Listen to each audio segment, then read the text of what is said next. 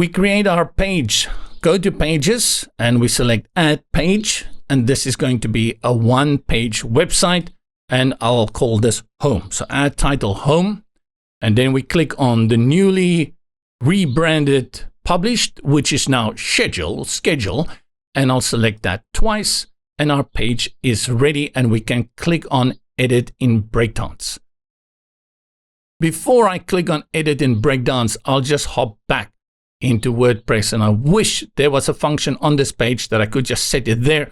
But I want to make sure that this becomes my home page. And for that, I have to go to Settings, Reading.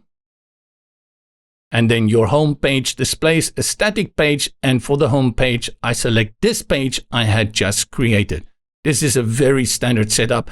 In module, are we going? No, blogging is module 3. When we get to module 3, we'll also be working with the posts. But at this moment, it is a static page and our home page is going to only display that page we have just created.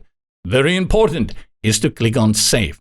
Go back to Pages, select Home, and then up in the top left on the yellow button, Edit in Breakdance.